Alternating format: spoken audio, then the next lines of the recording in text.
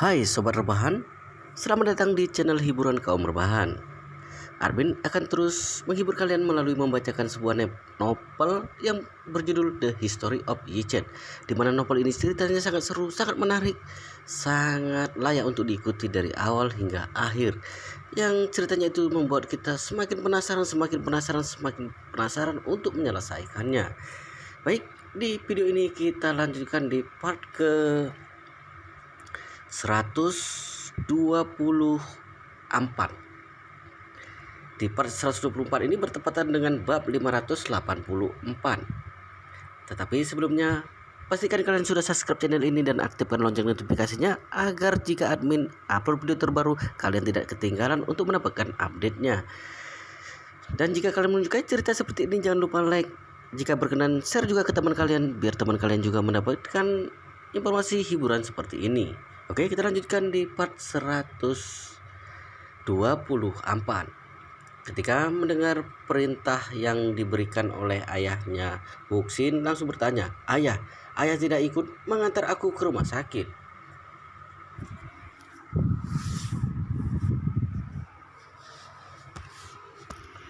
Wu Donghai menjawab, "Masih banyak hal yang harus aku kerjakan hari ini. Berhubung sekarang hubungan antara keluarga kita dengan keluarga Song sudah berakhir, jadi aku harus mencari tempat tinggal lain. Aku akan pergi ke hotel Buckingham Palace untuk memesan kamar presidensial di sana, sekalian untuk mengunjungi pemilik hotel tersebut, Chen Jekai. Sepulang dari rumah sakit, langsung temui aku di hotel Buckingham Palace. Aku akan menjelaskan detail rencanaku kepada kalian." Mengunjungi Chen Jekai, Wuxin mengeluh padanya, "Ayah, untuk apa ayah menemui dia? Bukankah dia salah satu anak buah keluarga Yi di Yanjing? Apa hal itu lebih penting dibandingkan tanganku yang patah ini?" Wu Donghai mengerutkan keningnya dan berkata, "Mengapa kamu sama sekali tidak mengerti apa-apa? Meskipun keluarga Wu adalah keluarga nomor 1 di Jiangnan, tapi kalau dibandingkan dengan keluarga Yi di Yanjing, keluarga kita tidak lebih dari sebuah keluarga yang kaya raya, sedangkan keluarga Yi merupakan keluarga yang benar-benar nomor 1 di segala hal. Mengenai Chen Jekai, kita jangan hanya melihatnya sebagai salah satu anak buah dari keluarga Yi, dia juga merupakan juru bicara keluarga Yi. Untuk mempunyai kesan yang baik di mata juru bicara keluarga Yi di Jinling, aku harus mengunjunginya sendiri. Mungkin saja aku bisa mendapatkan bocoran darinya atau bisa memanfaatkannya untuk menjalin hubungan dengan keluarga Yi. Bagi keluarga Wu, meskipun mereka menyandang status sebagai keluarga nomor 1 di Jiangnan dan juga mendominasi seluruh Jiangnan, tetapi kalau dibandingkan dengan keluarga semacam keluarga Yi yang merupakan keluarga nomor 1 dalam segala hal, bisa dikatakan bahwa perbedaan keluarga mereka bagaikan langit dan bumi. Kalau dia bisa memanfaatkan kesempatan ini untuk menjalin hubungan dengan keluarga Yi, hal ini akan sangat menguntungkan keluarga Wu." Begitu mendengar perkataan ayahnya, Wuxin tidak lagi mengeluh. Dia mengangguk dan berkata, "Baiklah, aku mengerti. Kalau begitu pergilah ke Hotel Buckingham Palace untuk terlebih dahulu. Setelah memeriksakan tanganku dan memasang gips, aku akan langsung menemui ayah." Udonghai menjawab, "Baiklah, segera pergi ke rumah sakit. Kalau aku berhasil menangani semuanya dengan baik, aku akan mengabari kalian." Wuxin mengiyakan perkataan ayahnya sambil menunjukkan ekspresi penuh harapan. Setelahnya, dia mengikuti Liu Guang masuk ke dalam mobil dan pergi ke rumah sakit untuk mengobati tangannya yang patah. Setelah kepergian Wuxin dan Liu Guang, Wu Donghai langsung menuju ke Hotel Buckingham Palace dengan ditemani asisten dan para pengawalnya. Sepanjang perjalanan, dia terus memikirkan bagaimana cara menyingkirkan Yi Chen. Hanya dengan melakukan itu, dia bisa menghapuskan kebencian dan amarah yang ada di dalam hatinya. Ditambah lagi dengan Tuan Besar Song, pria tua itu benar-benar tidak tahu terima kasih. Hanya karena meminum pil permajaan itu, kamu jadi merasa bahwa dirimu hebat karena menjadi lebih muda 10 tahun dan bisa hidup 10 tahun lebih lama.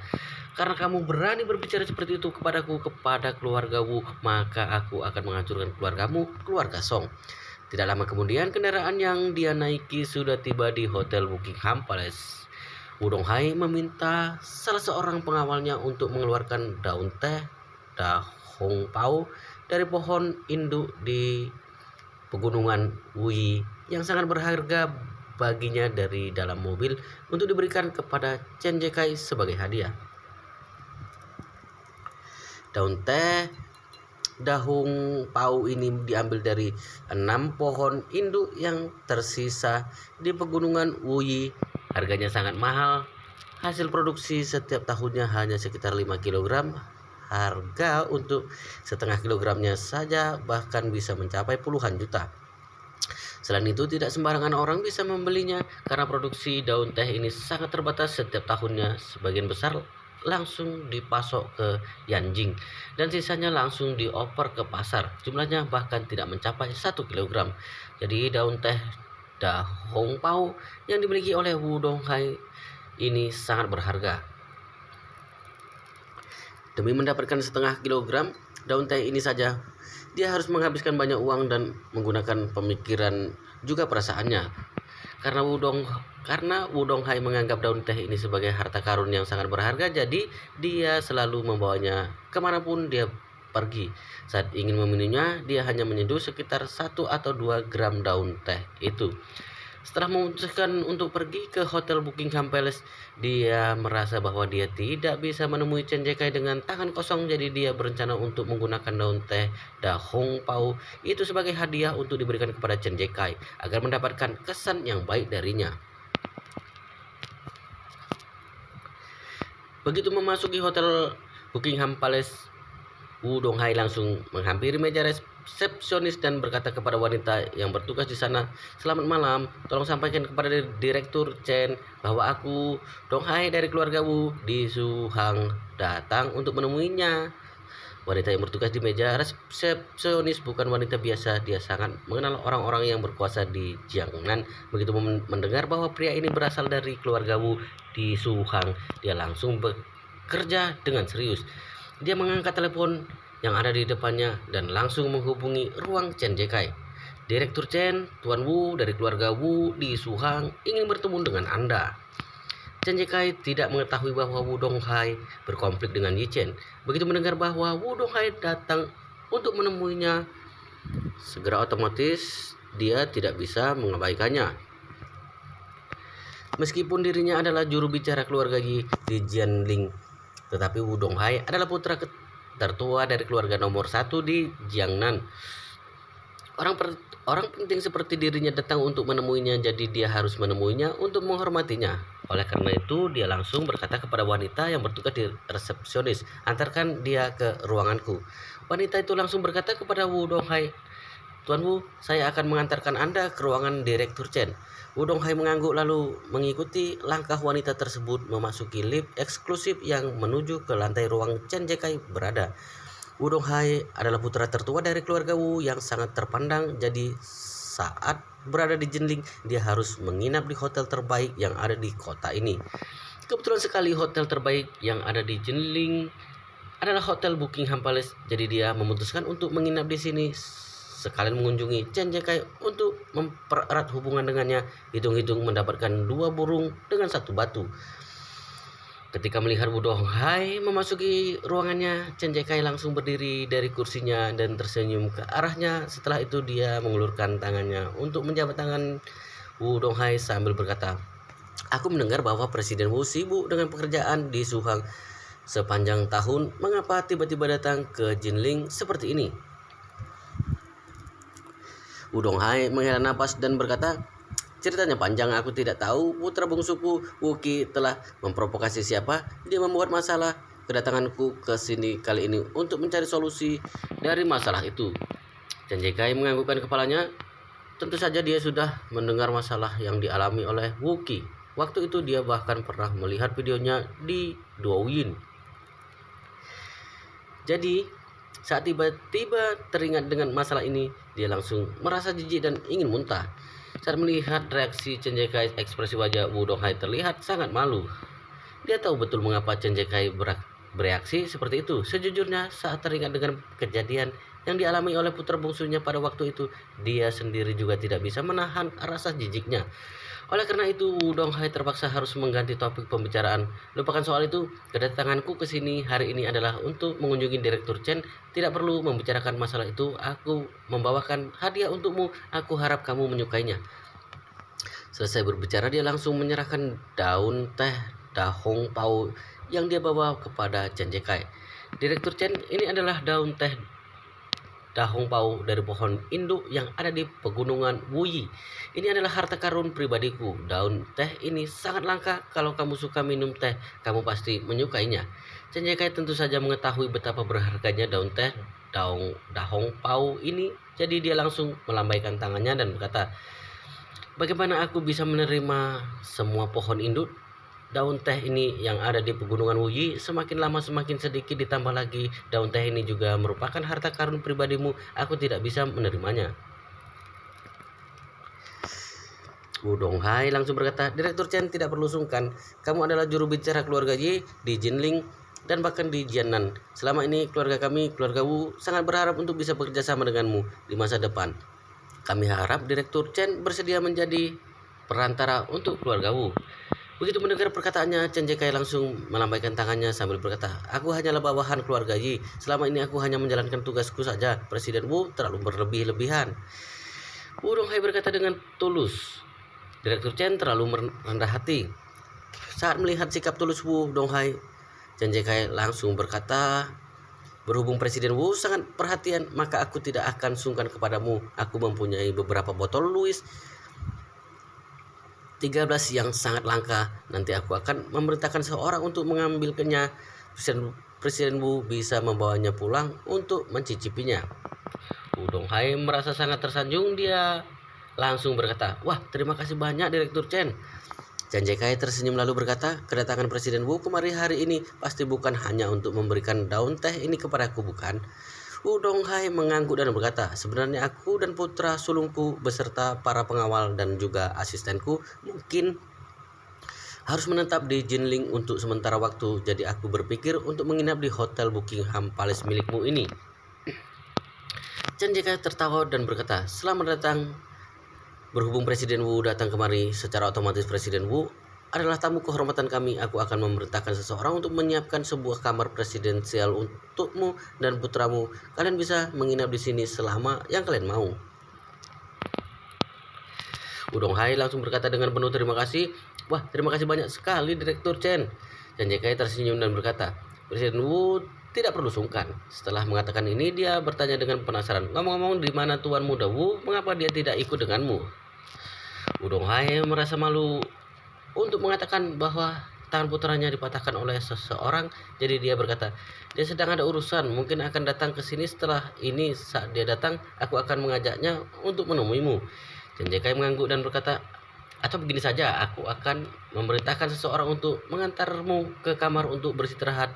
Saat putramu datang nanti, kita akan makan malam bersama. Sebagai tuan rumah, aku harus menyambut kedatangan kalian. Wu Donghai sangat gembira. Dia langsung menyatukan kedua tangannya sambil berkata, kalau begitu mohon bantuannya Direktur Chen. Terima kasih banyak. Dia merasa bahwa sebelum ini dia dan Chen Jekai hanya sekedar saling mengenal, tapi sekarang setelah datang mengunjunginya secara pribadi dan setelah Chen Jekai menerima hadiah darinya, hubungan mereka menjadi selangkah lebih dekat. Hal inilah yang diharapkan oleh Wu Donghai. Sebagai juru bicara keluarga Yi dari Yanjing di Jinling, Chen Jekai adalah batu loncatan untuknya. Selama dia bisa menjaga hubungan baik dengannya, di masa depan dia pasti bisa memanfaatkan hal ini untuk merangkul pohon keluarga Yi yang menjulang tinggi. Selain itu, Wu Donghai juga mempunyai perhitungan sendiri. Dia merasa kalau keluarga Wu tidak dapat menemukan seseorang yang bisa menyembuhkan Wuki setelah berhasil merangkul keluarga Yi, dia bisa meminta tolong kepada mereka untuk membantunya. Dengan kekuatan dan kekuasaan yang dimiliki oleh keluarga Yi, dia bisa dengan mudah memerintahkan siapapun. Selain itu, Chen Jekai juga sama sekali tidak mengetahui bahwa Wu Donghai mempunyai maksud tersembunyi. Dia hanya merasa bahwa dirinya harus menghormatinya. Karena biar bagaimanapun Wu Donghai adalah putra tertua dari keluarga nomor 1 di Jianan. Jadi, setelah dia dan Wu Donghai berbincang-bincang sebentar, dia memerintahkan seseorang untuk mengantar pria itu ke kamar presidensial agar dia bisa beristirahat. Setelah Wu Donghai beserta para pengawalnya memasuki kamar presidensial yang sangat mewah, dia langsung menghubungi Wuxin memintanya untuk segera datang kemari. Pada saat ini Wuxin yang berada di rumah sakit sudah selesai memasang gips di tangannya setelah menerima panggilan dari Wu Donghai, dan dia dan Liu Guang langsung menuju ke hotel Buckingham Palace. Saat duduk di dalam mobil, ekspresi wajah Wuxin terlihat suram, dia terlihat sangat kesal. Ketika melihat hal ini, Liu Guang langsung berkata, "Tuan Muda Wu, tadi dokter sudah mengingatkan saat ini Anda baru saja memasang gips, jadi Anda tidak boleh banyak bergerak. Kalau Anda banyak bergerak, hal ini akan mempengaruhi proses penyembuhan tulang Anda dan dapat membuat tulang Anda tidak bisa sembuh total." Wuxin berkata dengan marah, Aku tidak akan melepaskan Yi Chen. Aku akan memotong kedua tangan pria itu." Li Guang diam-diam merasa senang, dia adalah orang yang paling bahagia atas patahnya tulang Wuxin ini, karena dengan begini keluarga Wu pasti tidak akan melepaskan Yi Chen. Dendamnya pasti akan terbalaskan.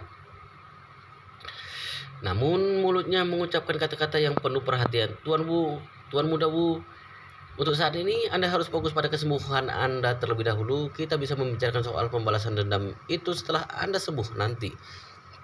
Wuxin menyeringai dan berkata dengan tajam, "Lihat saja, hidup pria sampah itu tidak akan lama lagi." Sesampainya di hotel Buckingham, Wuxin dan Liu Guang langsung menuju ke kamar presidensial tempat Wu Donghai menginap.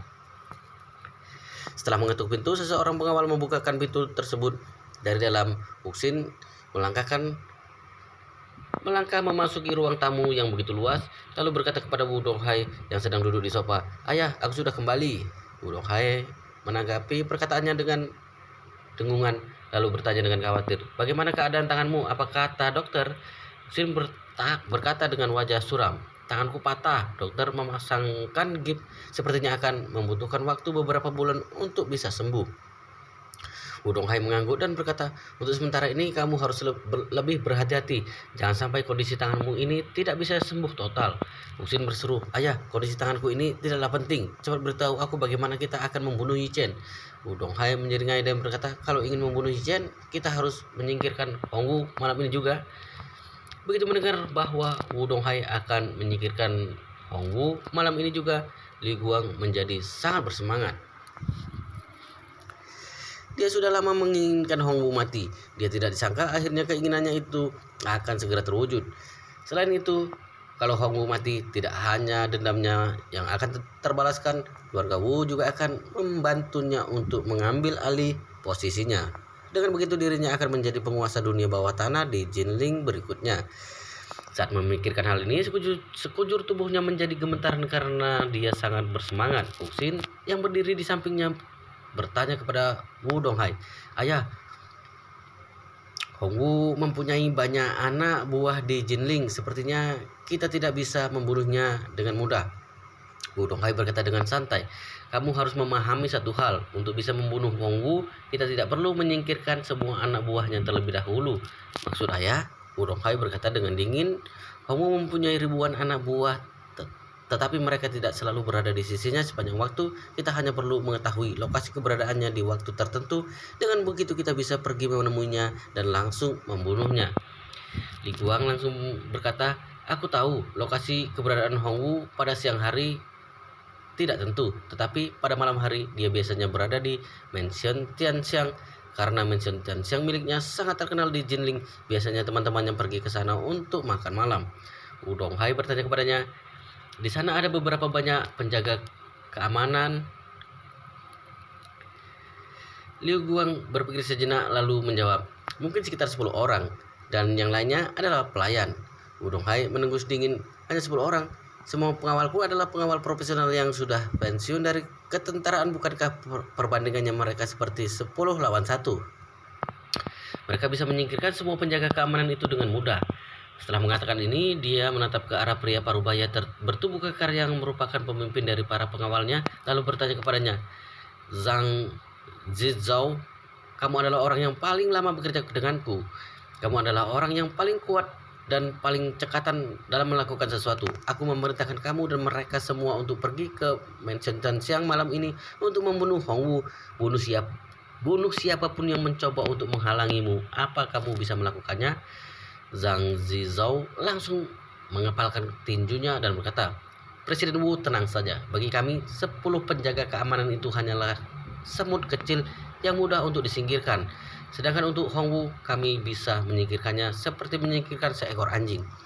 Wu Donghai mengangguk puas lalu menatap ke arah Liu Guang dan berkata, "Liu Guang, bukankah kamu menyimpan dendam kepada Hongwu? Sekarang aku akan memberimu kesempatan untuk membalaskan dendammu. Pimpin orang-orangku pergi ke mansion Tian siang malam ini untuk menyingkirkan Hongwu. Setelah kamu menyingkirkannya, keluarga Wu akan melindungimu dan menjadikanmu sebagai penguasa dunia bawah tanah di Jinling yang baru." Begitu mendengar perkataannya, sorot kebencian langsung muncul di kedua mata Liu Guang. Api amarah yang semula ada di dalam hatinya juga menjadi semakin membara. Mengapa dia mau menjadi anjing peliharaan keluarga Wu seperti ini? Jawabannya hanya ada satu, yaitu karena dia ingin membalas dendam kepada Hongwu dan Yi Chen. Dia ingin membunuh mereka berdua. Sekarang Wu Donghai memberinya kesempatan untuk bisa menjadi penguasa dunia bawah tanah di Jinling. Kesempatan sebaik ini mana mungkin dia menolaknya. Selain itu, dia sudah mengetahui sejak lama bahwa seluruh pengawal keluarga Wu merupakan pensiunan tentara yang begitu hebat. Kalaupun setiap dari mereka harus melawan 10 penjaga keamanan, hal itu sama sekali bukan masalah. Dengan membawa 5 orang pengawal seperti itu hanya untuk membunuh 1 orang di mansion Tianxiang sudah lebih dari cukup. Begitu Hongwu mati, anak buahnya akan menjadi kelompok naga tanpa kepala. Sedangkan dirinya mempunyai keluarga Wu yang selalu berada di belakangnya untuk mendukungnya. Dia bisa dengan mudah menjadi penguasa dunia bawah tanah di Jinling yang baru.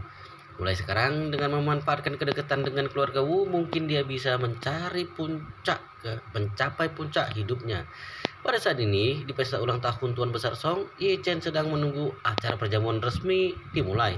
Begitu acara perjamuan dimulai, dia berniat untuk langsung menawarkan segelas anggur untuk Tuan Besar Song dan bersulang dengannya agar dirinya bisa segera pergi ke pusat pengobatan masyarakat milik si Tianqi untuk melihat keadaan di sana.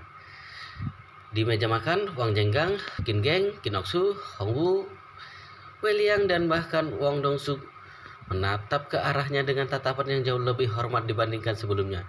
Khasiat dari pil permajaan itu benar-benar membuat semua orang terkesan.